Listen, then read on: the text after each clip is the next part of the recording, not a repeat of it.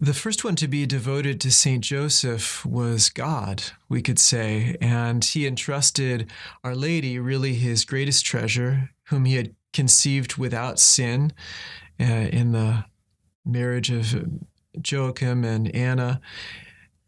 He entrusted that great treasure of Our Lady to the care of St. Joseph. They were genuinely married. It's one of the topics that the fathers of the church already discuss in regard to St. Joseph. There's not a large collection, but already a significant collection of teaching on St. Joseph in the first centuries of the church, especially reflecting on some scriptural passages where he appears. Quite a few, in contrast to many of the apostles, for example. St. Joseph is described quite a bit in Scripture, in the beginning of the Gospel of Luke and the Gospel of Matthew. So we see an interest in St. Joseph all the way to the beginning of the church, but really going back to the beginning of the church in Our Lady. We can really correlate Mary and the church, and that she entrusts her whole life to St. Joseph through their marriage.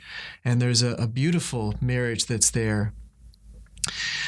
The St. Joseph, his role already from the beginning was not so much to reveal like the apostles, but rather to conceal.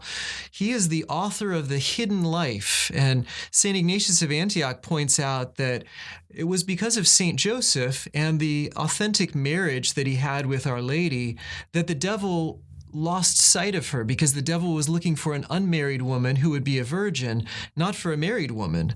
And so in God's marvelous design and St. Joseph's very humble and obedient cooperation, he became a veil, and he veils the mystery. He conceals. Even when Herod is then threatening and is the child, the Son of God, is in mortal danger, the angel appears to St. Joseph, and he doesn't say, raise up an army and be a king and start a war.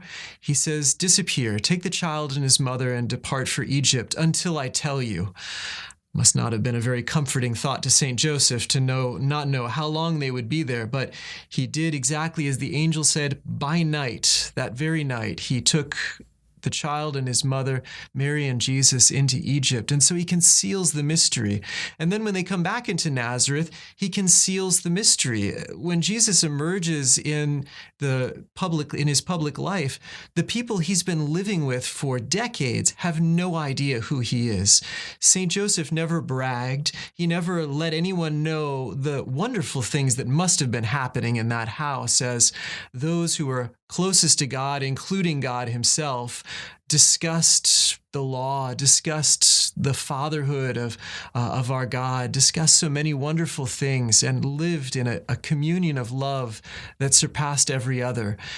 Joseph concealed all of that, and it just looked like ordinary life, which it certainly was, as well as he spent time in the workshop. So the thing about St. Joseph is that he's not one who reveals, he's one who conceals. And so it's not surprising that he himself remained concealed for well over 1,000 years. It's just around 1000 AD that some things in terms of the church's devotion at large, there were other things previous to that, but it started to emerge then, and then a real movement for St. Joseph came through St. Teresa of Avila, who found in St. Joseph another father after the loss of her human father. After his death, she really turned to St. Joseph and received from his fatherly care for her, dedicated the first Carmel of the Reform to St. Joseph in Avila, and she had a door of St. Joseph. She saw him as a passage into the deeper interior life.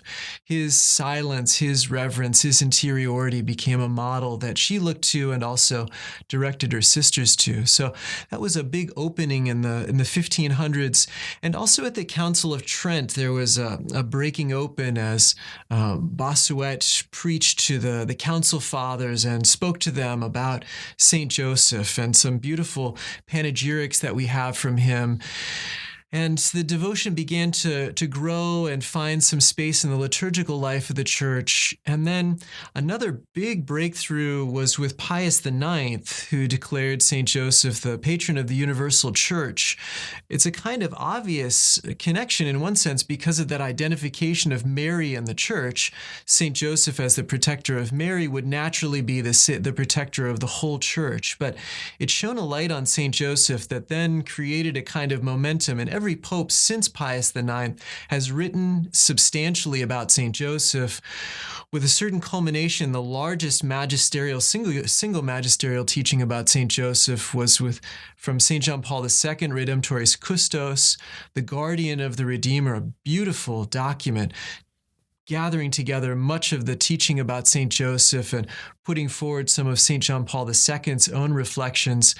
Then we had Joseph Ratzinger taking the name Benedict XVI, who spoke in some beautiful ways about St. Joseph. And then with Pope Francis, a pope who has St. Joseph's symbol of the nard flowers on his coat of arms. And so we see how St. Joseph has really made his way into the papacy, and through the papacy really out into the universal church. And all of that has been coupled together with liturgical devotion. It was, in fact, the first concrete act of the Second Vatican Council to insert St. Joseph into the Roman canon of the Mass.